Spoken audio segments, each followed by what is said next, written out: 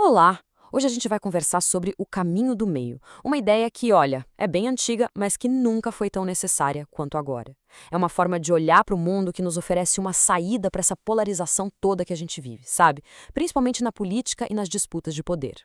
A gente está sempre de cara com isso, né? No trabalho, na política, na nossa vida. Parece que somos o tempo todo forçados a escolher um lado, um extremo. Mas e se essas não forem as únicas opções? E se existir um caminho mais inteligente, mais equilibrado? Bom, é nisso que a gente vai mergulhar agora.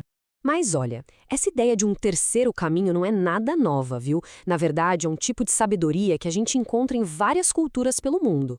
E o mais interessante é que elas floresceram de forma independente, sem uma saber da outra, mas chegaram a uma conclusão muito parecida sobre como navegar a vida e o poder. No budismo, por exemplo, o grande objetivo é se libertar do sofrimento.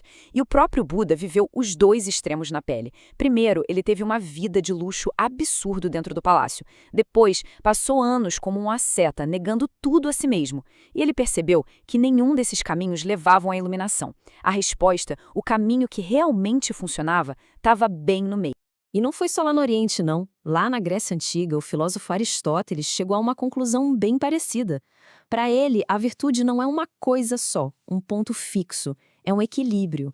Pensa na coragem, por exemplo. A coragem é o meio-termo perfeito entre a covardia, que é a falta, e a imprudência, a pessoa que não tem medo de nada, que é o excesso.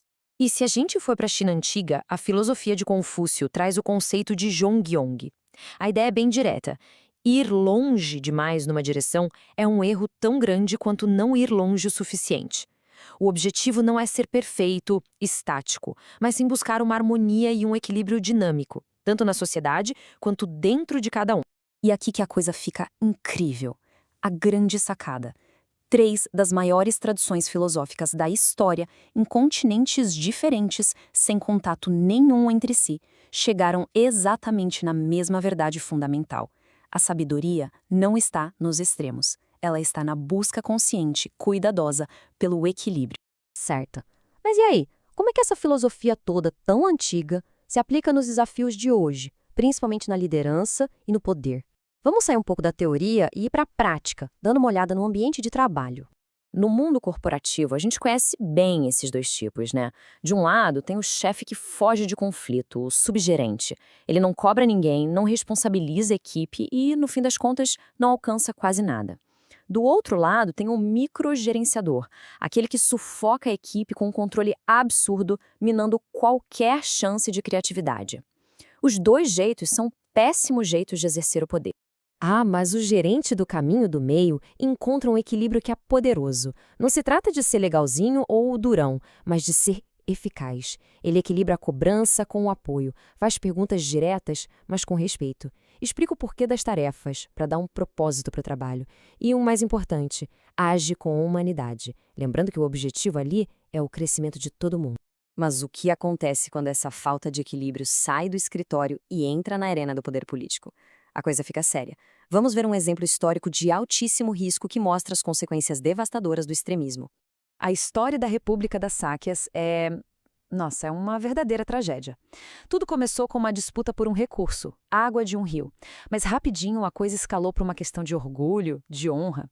E quando um rei muito poderoso exigiu uma princesa em casamento, os Sáquias, em vez de buscarem uma solução diplomática, se agarraram a um extremo, o seu orgulho de caça.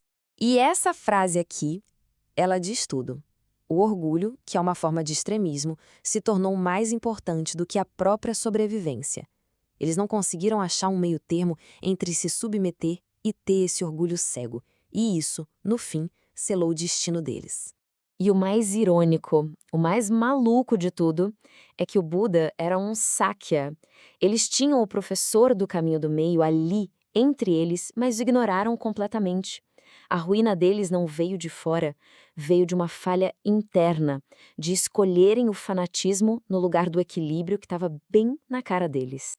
Ok, vamos voltar para o século XXI. Como é que essa sabedoria antiga nos ajuda a lidar com os dilemas éticos super complexos da nossa era, onde o poder da tecnologia e da medicina é simplesmente gigante? Essa é uma questão real e angustiante, uma decisão de vida ou morte, e não existe uma resposta simples ou extrema que seja justa. Como decidir? Salvar os mais jovens? Os mais ricos? Os que são mais úteis para a sociedade? Qualquer resposta radical dessas leva a uma injustiça profunda. É aqui que a bioética entra, tentando achar um caminho do meio. Em vez de uma regra única e dura, ela propõe um sistema que equilibra vários fatores. A vontade do paciente, o que a ciência diz, as chances de ter uma vida boa depois e, o mais importante de tudo, a proibição de qualquer tipo de discriminação. É a busca pela decisão mais humana possível numa situação terrível. Agora, vamos falar de um poder diferente, o da inteligência artificial. A IA aprende com o passado. E se esse passado estiver cheio de preconceitos? Pois é, a tecnologia levada a um extremo pode simplesmente amplificar e automatizar injustiças antigas, mantendo esses ciclos de exclusão para sempre. Então a solução é proibir a tecnologia? Claro que não, esse seria um extremo. Mas também não dá para deixar ela avançar sem controle nenhum, que seria o outro extremo. O caminho do meio é guiar essa inovação com sabedoria, exigindo que a IA seja justa, transparente e que a gente consiga entender como ela toma as decisões, principalmente quando essas decisões afetam as nossas vidas. Bom, a gente já viu a teoria, a história, as aplicações modernas, mas e na nossa vida? Como é que a gente pode usar essa ideia no nosso dia a dia para lidar com as nossas próprias confusões? Primeiro, é super importante tirar da frente o que o caminho do meio não é. Não é ser fraco, não é um acordo meio a meio só para acabar com a discussão e definitivamente não é ser passivo, ficar em cima do muro ou evitar tomar decisões difíceis. Não é fraqueza. Pelo contrário, é uma busca ativa, corajosa, por equilíbrio. É ter a cabeça aberta para entender que duas coisas que parecem totalmente opostas podem, sim, ser verdadeiras ao mesmo tempo. Por exemplo, dá para aceitar a realidade como ela é e, ao mesmo tempo, lutar com todas as forças para mudá-la. É uma ferramenta poderosa para a gente lidar com a complexidade do mundo, sem cair em simplificações que são, muitas vezes, perigosas. E isso leva a gente para uma reflexão final. Olhando para o mundo hoje, para os impasses na política, para os jogos de poder que paralisam tudo, onde é que essa recusa em olhar além dos extremos está causando mais estrago? Onde a busca corajosa por um caminho do meio poderia ser a chave para a gente conseguir um futuro melhor, tanto para a sociedade quanto para a nossa própria vida? A resposta provavelmente está em todo lugar que a gente olhar.